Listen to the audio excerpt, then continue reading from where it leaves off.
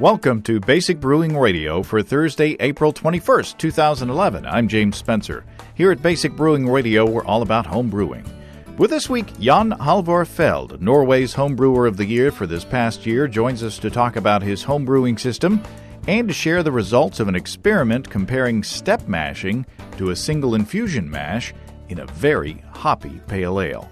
If you're new to home brewing and would like to get into the hobby for the first time, check out our website, basicbrewing.com, where you can find archives of our audio and video podcasts and our DVDs to walk you through basic and more advanced brewing techniques. You can also find our brewer's logbooks to help you log and track your batches of beer, and you can track 50 batches of beer in your book. You can follow me on Twitter. I'm Basic Brewing, all one word. Also, you can find me on Facebook at facebook.com/basicbrewing.james. And our show page on Facebook is at facebook.com/basicbrewing. Thanks to everybody clicking on the Amazon.com associate link on our basicbrewing.com site. Whenever you think of Amazon, think of us and click on our associate link first. It won't cost you any extra, and you'll be helping us to bring you the show, and we appreciate your support greatly. We also have associate links for Brew Your Own magazine and the American Homebrewers Association on our site, too. And you can find our Basic Brewing iPhone and Android podcast apps on their respective stores. And we're on the BlackBerry podcast directory, too. We already have our first set of data for one of the BYO-BBR collaborative experiments Chris Colby and I launched last week. Can you believe it?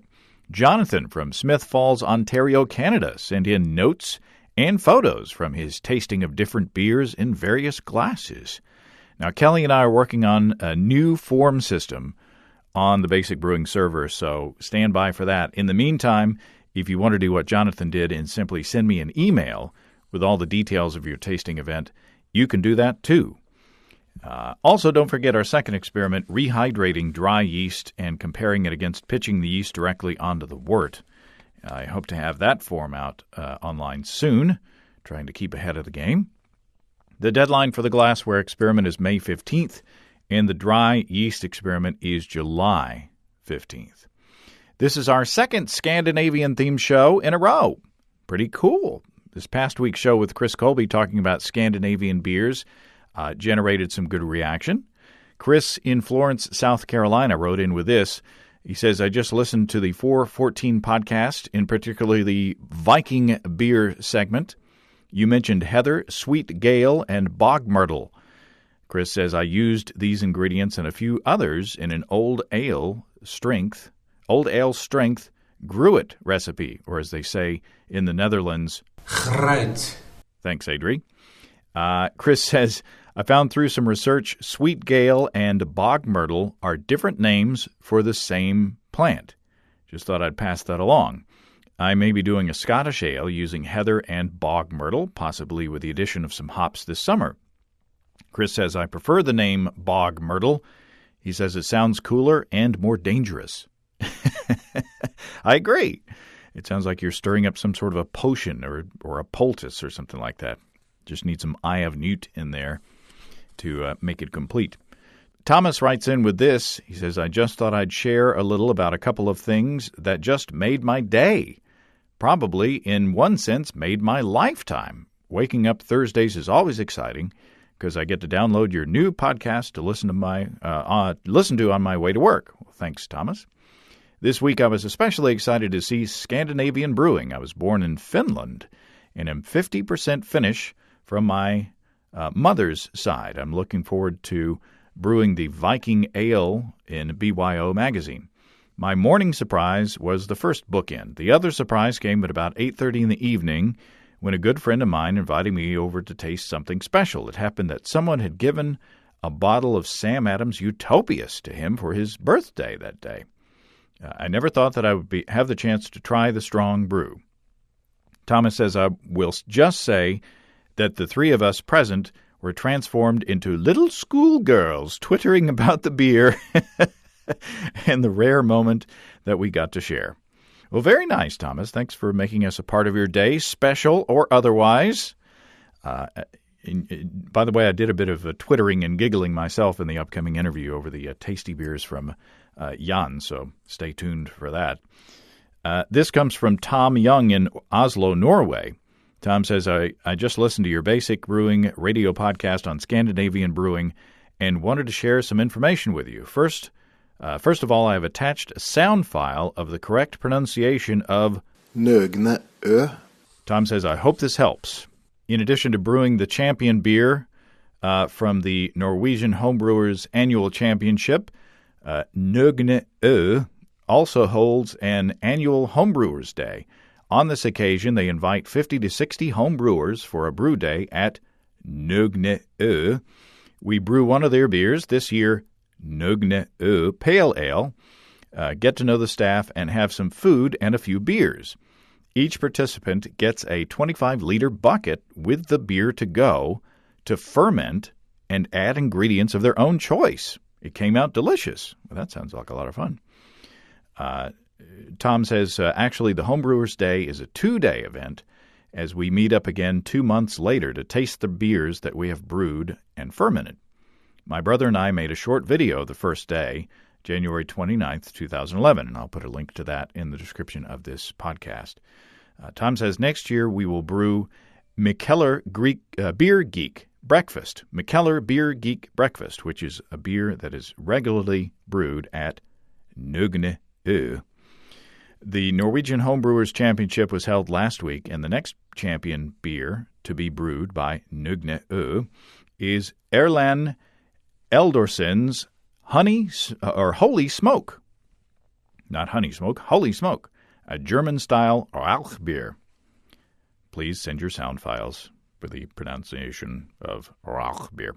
It will succeed Jan Halvor Fjeld's Two Captains, which has become very popular but is now sold out.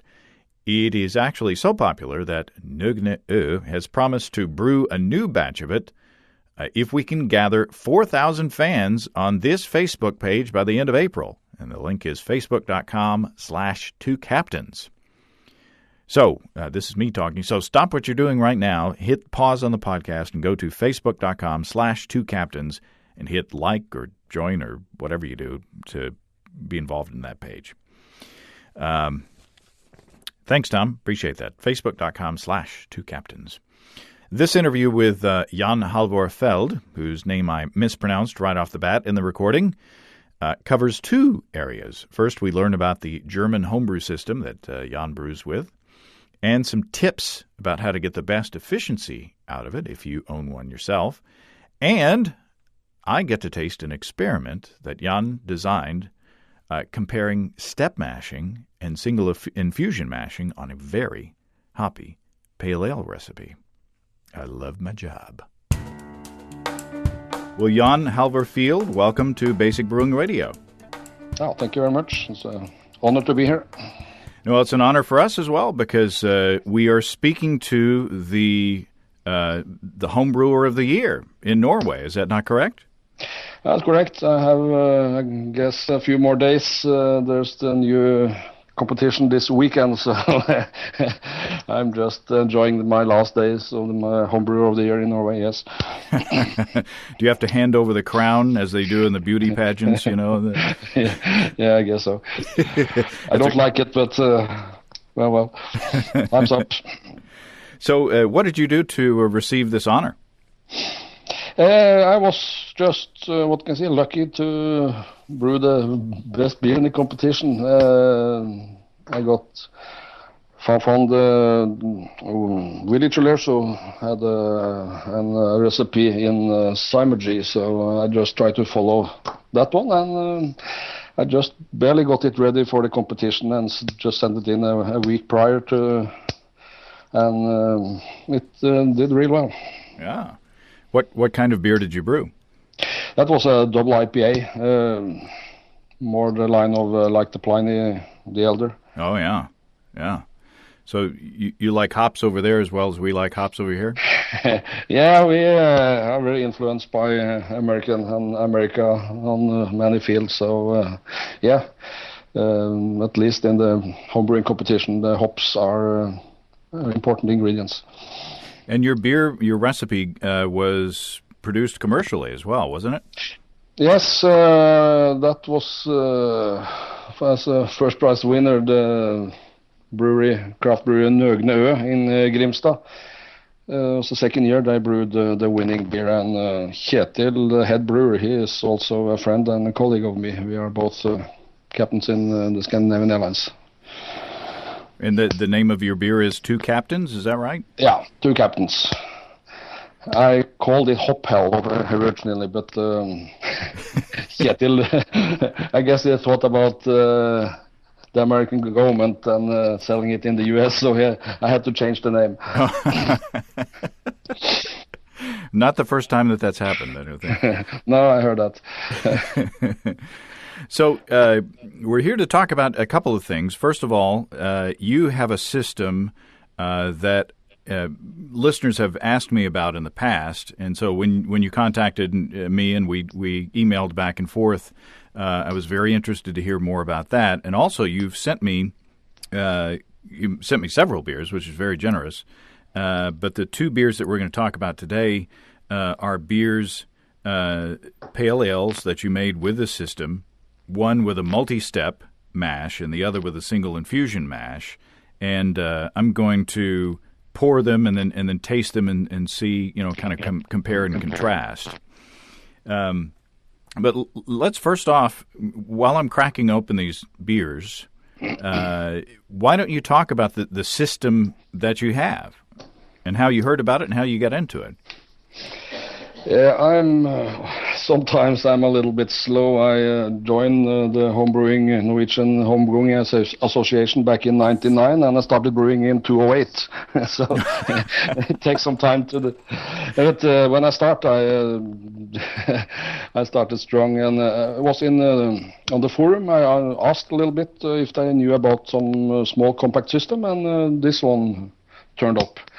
And it was on sale in Norway, so I bought it.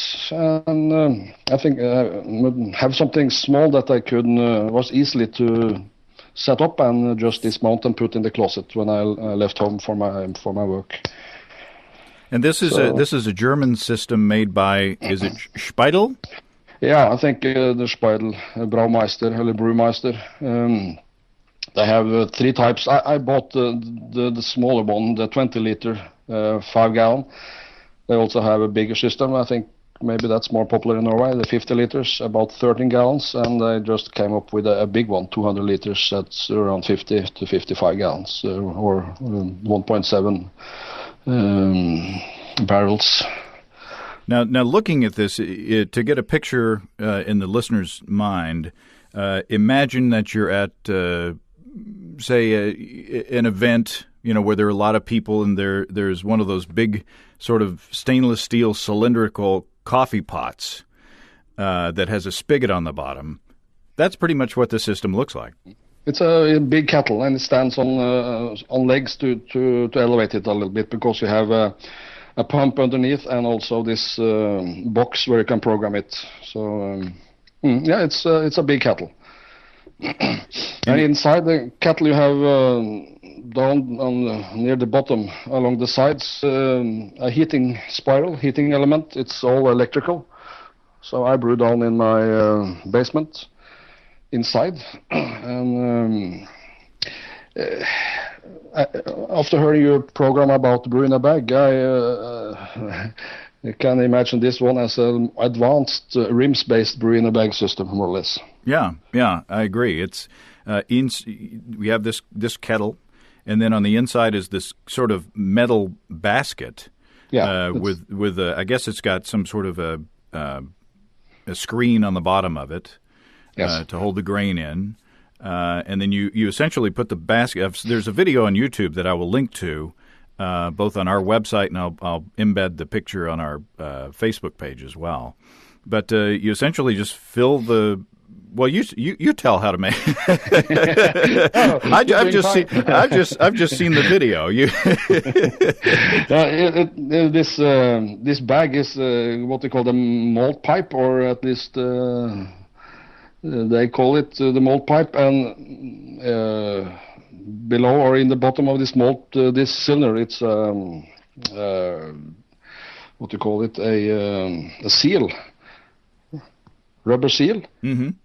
And when you put all the whole malt pipe inside this kettle, and afterwards you can put it's a round steel perforated steel plate to keep the mold inside with a cloth, a filter plate up on top, and you pour the malt inside this malt pipe, and I let it stay there for about 20 minutes at 38 degrees, 100 Fahrenheit to make a mash in. When that finished, I put a filter cloth up on the malt and also another perforated steel plate. There's a rod in the middle here where you put this steel plates on. So, and then you have this bar, a locking bar, a stirrup that you, with a wing nut, you screw it and press it to the bottom. So the pump draws the liquid outside the malt pipe and push it through the malt, and it flows out on the upper part of this malt pipe. So it's a recirculating system that the wort sort of all at once passes up through this pipe that Yes. is inside the kettle, and it just kind of flows around in a cycle around inside the kettle as it's mashing. Yeah, you have about from the malt pipe to the outside of this kettle, maybe it's an inch or so. There's a little bit of space there. So the overflows the malt pipe and goes down in the kettle again, and then it's drawn to be pumped through the malt inside the malt pipe. It's sort of like I guess you have bread machines over there in Norway. Yes, there are, but I don't have any. We've got one. It's in the closet, but but it's sort of like a bread machine for beer. I mean, it's got a timer and controls and a temperature control system in there, and you basically just program it to go through mash steps and the times and I guess once the system is going for a certain time, you can, if you wish, leave it alone, right? Yes, in theory you can that, and I did that in the beginning. But when you fill it up max with malt, the malt bed gets very compacted, and the pump don't have problems with pushing the liquid through that malt bed, so it almost stops, and then you get a terrible efficiency. So I stopped the process quite often in the start, or each 15 minutes or so, and I removed that locking bar and the upper filter plates, and I use a mash paddle to loosen up the malt bed, and then back on and start the process again. And you can feel that after done that 2, 3, 4 times, the malt bed will remain more porous, and you have all this liquid flowing up again. It's interesting that I would assume that the way this system works, that in a traditional mash tun, the grain would be compacted more toward the bottom, but in this, since the wort is being pumped up, I guess the compaction happens more toward the top. Yeah, that's correct. It's in the upper part, it's most compact. And in my experience, I found that around 5.5 kilos of malt is the best, 10, 12 pounds, up to 6 kilos. More than that, then the pump will have problems to pumping the liquid through it. And if you have too little malt, then the pump is too strong, and you will have channels. So the wort you will have it on the roof and on the floor if you're not careful. So what is the comfortable range of gravity, the optimal range of gravity for the system? Around from 1045, 1050 up to about 1065.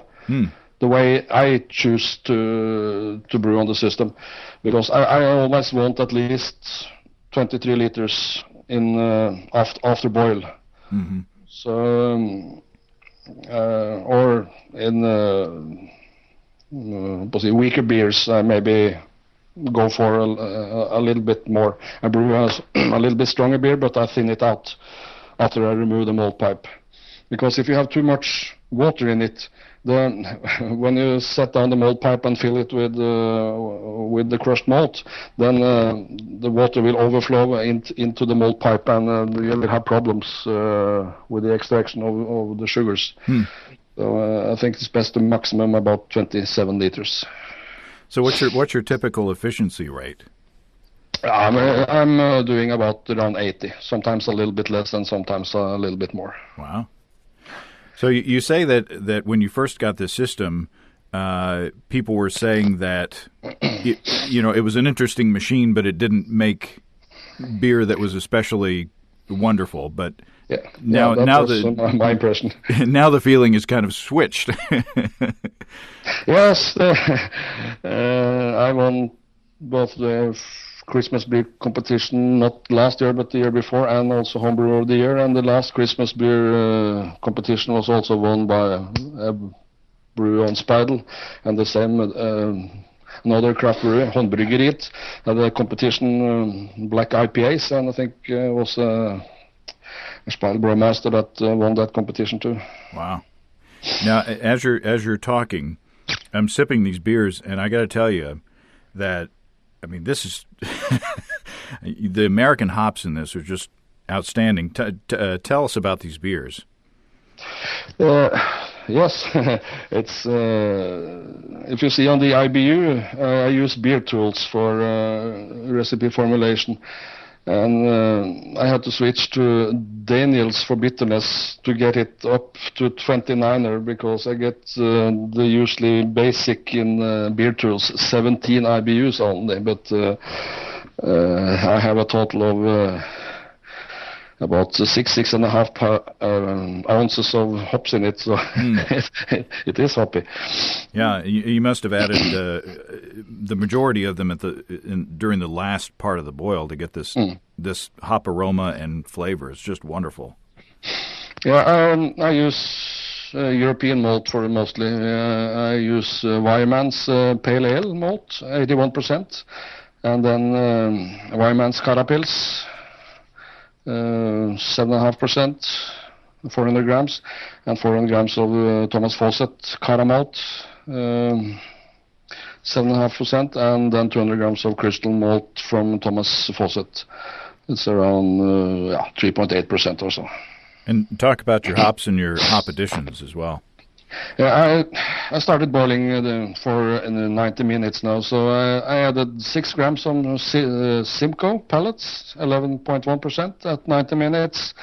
The next was only 2 grams, also 6 grams, that is about 0.21 ounces. 2 grams for 45 minutes of Centennial, 8%, 0.07 ounces. 3 grams Centennial, 8% at 30 minutes, 0.11 ounces. 6 gram Amarillo, 8.2. 15 minutes at 0.21 ounces. And then 10 grams Amarillo, 8.2%, at 10 minutes, 0.35 ounces. Then 30 gram Cascade, that's 1.06 ounces, 7.5%. The whole hops, 1 minute, and then 10 grams of Citra, 0.35 ounces, 12%, 1 minute. Wow. Well, I've been listening to Can You Brew It with Jamil Senashev, so this is something similar to the Epic Pale Ale that was there. So I tried to use the whirlpool, so I just turned off the heat and let it sit for 10 minutes. Then I added 15 grams of Cascade, that's 0.53 ounces, and 5 grams of Citra, 0.18 ounces, and after 10 more minutes, I added the same amount of both Cascade and Citra, and then started the cooling.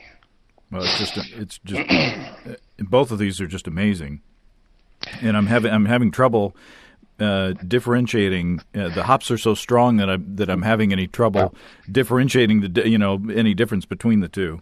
It's probably not the smartest to seek out subtle differences with that much hop taste.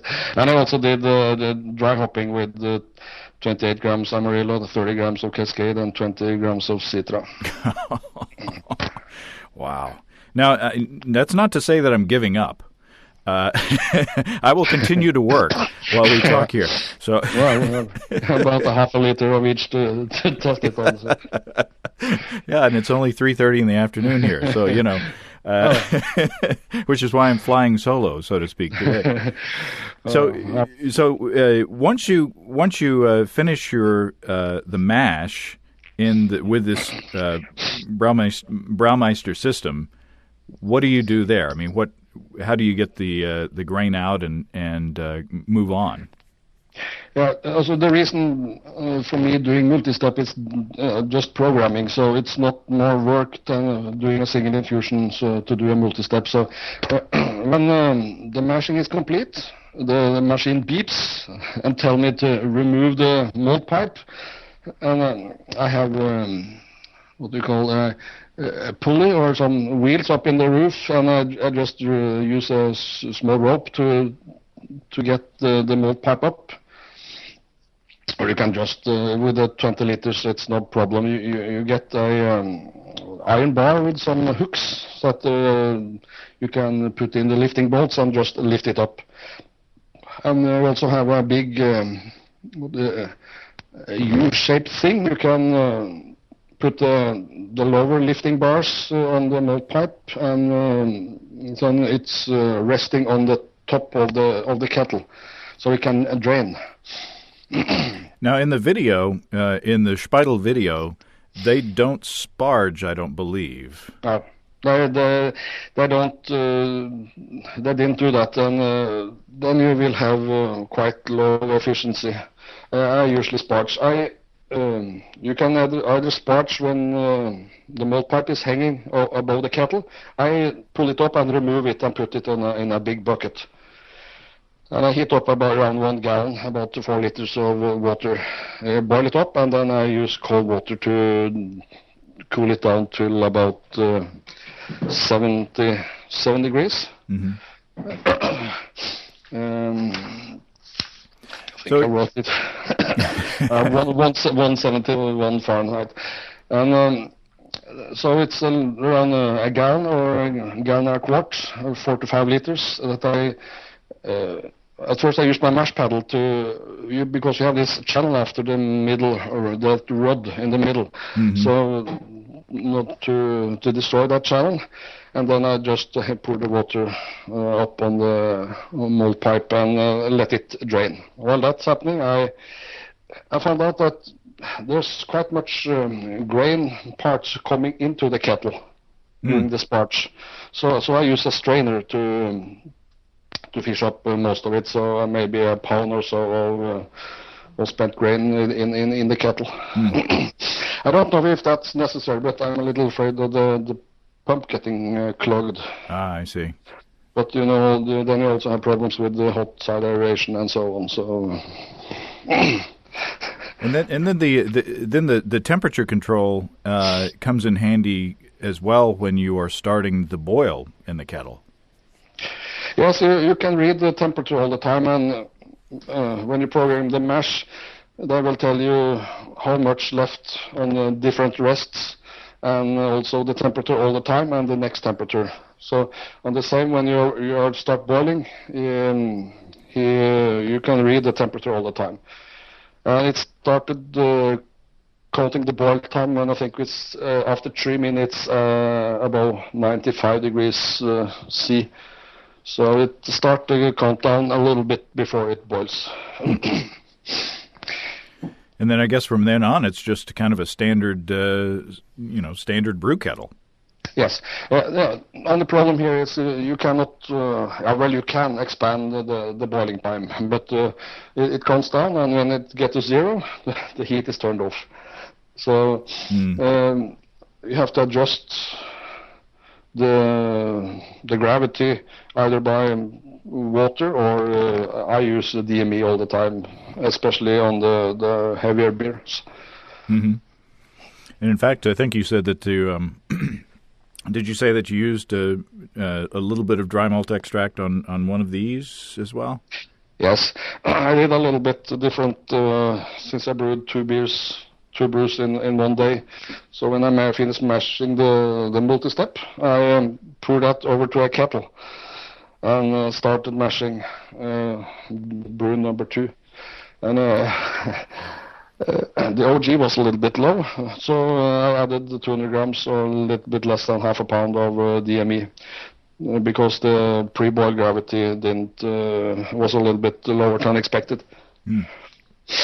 But I found out evaporation on the other kettle was larger than I was used to, so the beer got, I was aiming for 1053, but it ended up with 1059er. So, well, I'm still trying, but the differences between the two are very subtle. Yeah. And probably getting more subtle as I get down the class. Probably. I've been reading I don't know which beer is which, but I think maybe the multi-step is a little bit smoother, but that can also be that it's a little bit more sugar in it, or could be less CO2, so it's very hard to say. Mm-hmm. Well, I tell you, again, they're both just wonderful. Now, I don't want this to be a commercial for the product, but but I know that that people are wondering out there how much this thing costs, and you forwarded me a link to a website of a dealer here in the United States, and the 5-gallon or the 20-liter, it comes in both a starter set, which has, it looks like a fermenter, a wort chiller, a grain mill, and other things associated with it, and then it just comes with the unit alone. The starter set is $2,255, and just the machine by itself is $1,940. So it's not a cheap toy. No, it's not. But if your success rate is any indication, it certainly works. Mm. Yeah, what I think the best, at least for me, it's very easy to get out and set back, because it's so small and compact. And I also like it's only 20 liters, and I can brew very much. I like brewing. I found out so. After 3 years, this is the brew number 100 and 101 you are tasting now. So. Wow. You've been busy. Yes. I have a problem with getting rid of all my beers. But nobody can understand my problem. We can help you with your problem, Jan. Yeah, I'm trying all the time. I give away beers here and there, but I don't have bottles enough. Yeah. And anytime you fly over to the United States and want to, drop us off a package, we'll help you dispose of that. It's good to be helped. Now, also, we must say that this takes a 240-volt plug. So it's a plug similar to what you might have with a clothing dryer or an air conditioner or something like that. So you may have to do some rewiring if you don't want to unplug the clothes dryer, which may get you in trouble. I don't know if you're using 110 volts to get the effect will be lower, or.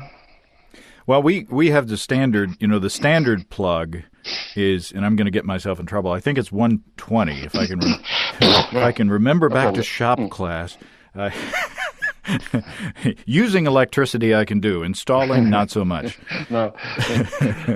I think we have 230 but I'm not quite sure either. Oh, okay. So you don't have to do any special rewiring? No. Nothing at all.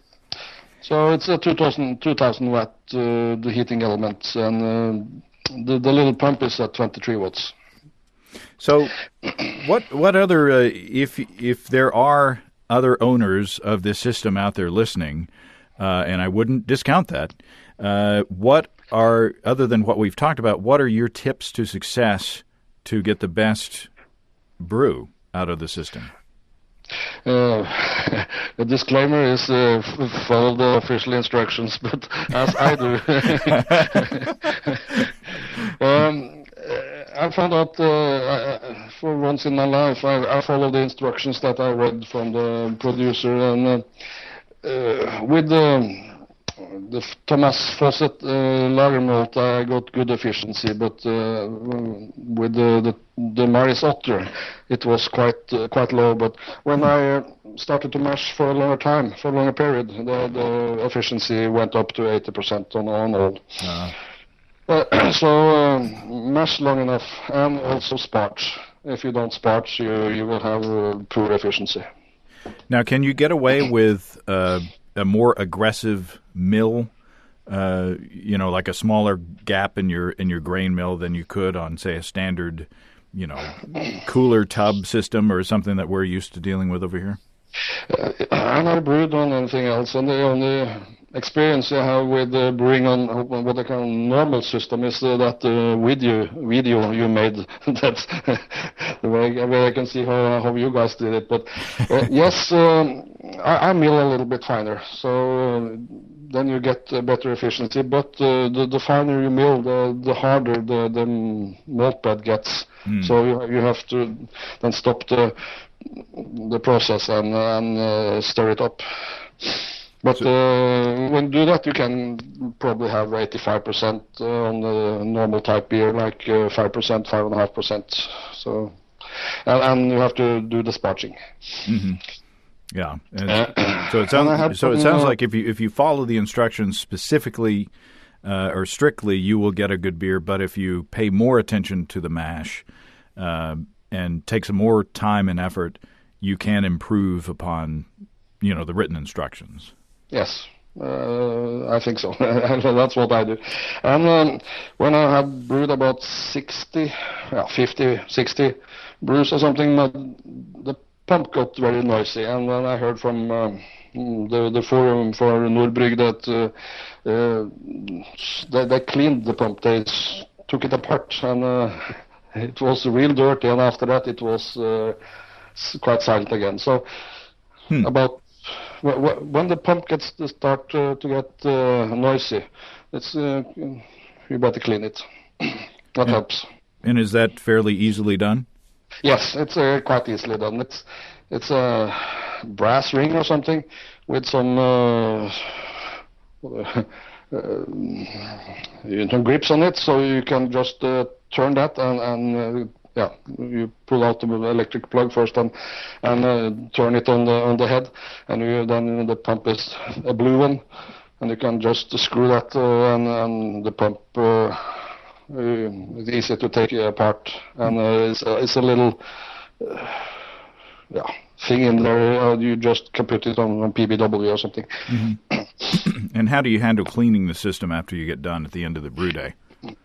I usually use some kind of detergent, hot water, and also a hose, and use some pressure, water under pressure in to clean out the pump.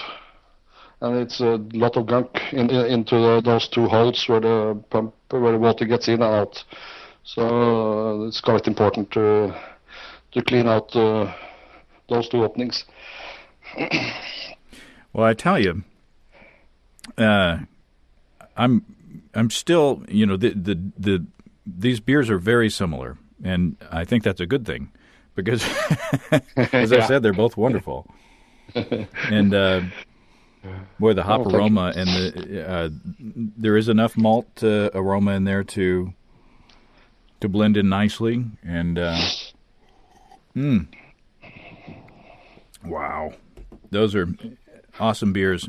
And my takeaway from that experiment is that maybe on this recipe, the multi-step mash, maybe you're not getting your bang for the buck on that. Maybe on another recipe where the malt flavor is more in balance, sort of. maybe then we could evaluate that there would be a difference between the two. But with this particular recipe, I don't know that you're getting any major difference in taking the time and effort to do a multi-step mash. I try to look at the clarity, and it looks both are clear, but I think the multi-step is slightly clearer. But that could only be because of my pouring or whatever. I don't know. That's just small differences. Maybe a very maybe, I don't know. Both are really clear especially for the amount of hops that you put in this thing. That's I think the first time I got that clear beer without filtering. Yeah, with that much hops. Usually, if you pour a ton of hops in the beer, you're going to get some sort of a haze out of it. But these are remarkably clear for being as hoppy as they are. So, I don't know what else to say about that other than they're both wonderful. And I appreciate your taking the time and trouble to send them, and I swear that I will share the other beers. To my friends here locally who are listening, I'm not being selfish on purpose. It's just the time difference. So. Maybe I can say that that's the best Norwegian beers we ever tried. I can definitely say that those are the best Norwegian pale ales I've ever had in my life. And in fact, like you said, the best Norwegian beers I think I've ever had. I think we do. I mean, what's the name of the brewery that brewed the beer? Nøgne. Nøgne? Nøgne. Bear Island. Yeah, because Jeff Bear at Craft Beer Radio, they've sampled some beers from that brewery, and they have trouble knowing how to pronounce that. So I won't try to pronounce it, but they can go back and listen to the recording and then try to mimic what you said. But I know that those that those beers can be had here in the United States. I just haven't had them. Yes, I've seen. I think that was from Oregon, a brew pub with a picture of two captains. So. Oh, I see. Okay. I had to write a note on Facebook and thank them for that. Well, I've got one of the official beers in the basement in the refrigerator. So I look forward to trying it. So any last words? I mean, this has been a fun conversation, probably more fun for me because you've got a cold and I'm drinking your beer. But I'm drinking the beer me also. Oh, okay. Well, we have to celebrate today because it's the first time sign of spring. We have a field with the snow on, and today we saw a bare spot on the field. So.